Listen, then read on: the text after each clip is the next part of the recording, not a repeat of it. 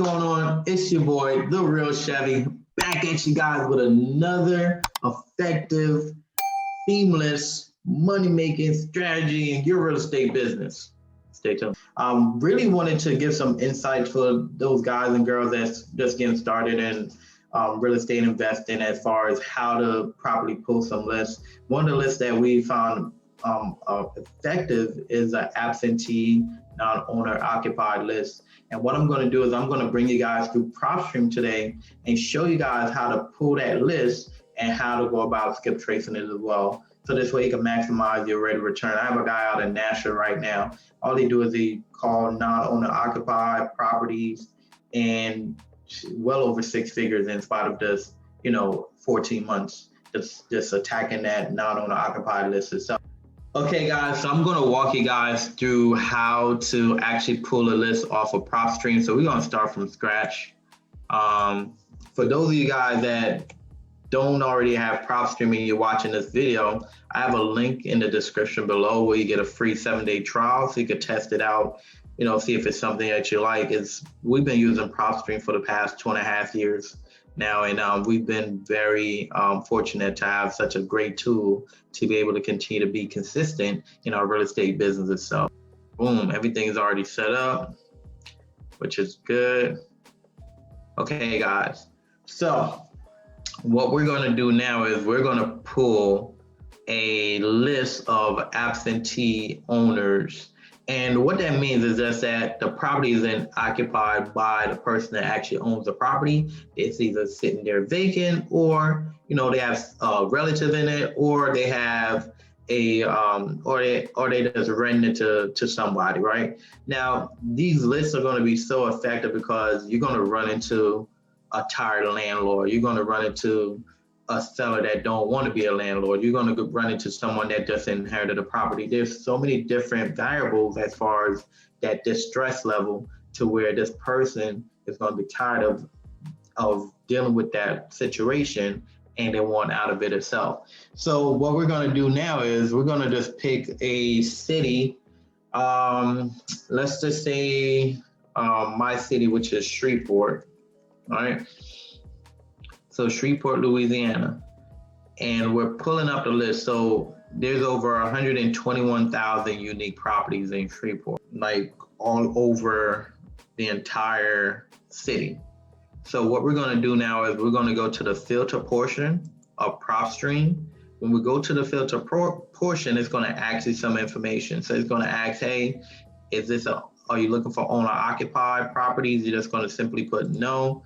Then the next thing they're going to do is they're going to ask, is the occupancy status as far as occupied or vacant? We're going to put any because we want to pull up all of them, right?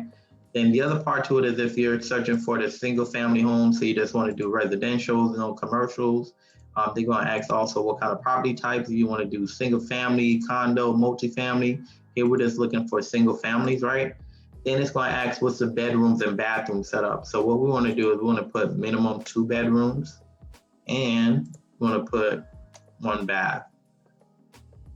Boom. So as you see over here, it's slowly narrowing down. It started out with 100,000+ properties, but now it's at 20,000. So as you continue to fill out your filter portion, right? It's a MLS status. We want to put no for MLS status. So this way it narrows it down even more. The big part of this is going to be your ownership information. Okay. So ownership information, what you want to do is they say owner type, you want to go after individuals. For now, just because you're just starting out.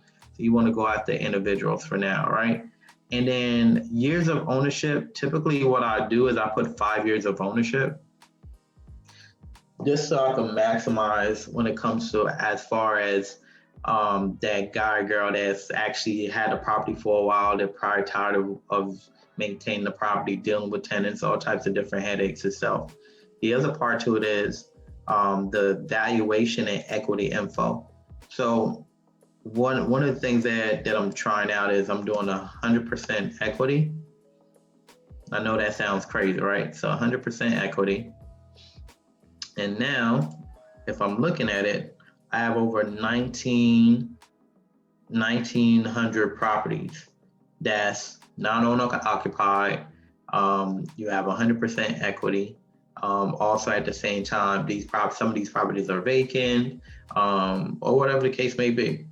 So once I do that, now I'm going to click on everything and I'm going to do add to list. And I can now uniquely name this list, whatever I want to name it. So let's just say it's going to be called Shreveport Absentee April list. So I'm going to now save it, right? So I'm going to save my list. Now, once I save my list, the next step that I'm going to do, let's make sure this thing's saved. Boom. So I'm saving that. The next thing I'm going to do is go over to my properties. Once I go over to my properties, I'm now going to go down to my recently saved Shreveport absentees, which is going to be right here. See, Shreveport absentee April list. Now, out of that, you have over 273 vacant properties. You have over 1,900, all the properties have high equity, which is good. One of these properties just sold, so what I could do is easily take this property off. Yep. So I'll take that property off. That's crazy. That's a property that we just sold. Haha. So let's take that property off, delete. And now these are all 1,900 plus properties of high equity. So my next step is I'm now going to export this thing. And then once I export it, now I have a list to actually skip trace because it's now in Excel form. So I can now send this over to whatever skip tracing company that I want to skip trace all 1,900 of these leads and see what all numbers I come up with. And just understand, guys, that it's just a numbers game. You just got to get out there and you just got to get uncomfortable before you can become comfortable, because it's going to be very uncomfortable to call all of these people, but it's worth it at the end of the day. Trust and believe it is. So you just got to get out there and take massive action. I hope this information is very, very productive for you and it's going to help you in your business. Just understand when you first start out in real estate, it's all just about taking action. So whether you skip tracing a list or you're sending postcards, mailers, whatever, just make sure that you focus on taking action. Once again, it's your boy, The Real Chevy. If this content was of value to you, make sure you like, share, hit that bell, so this way we could bring you more content that's going to be very productive for your business. I'll holler at you.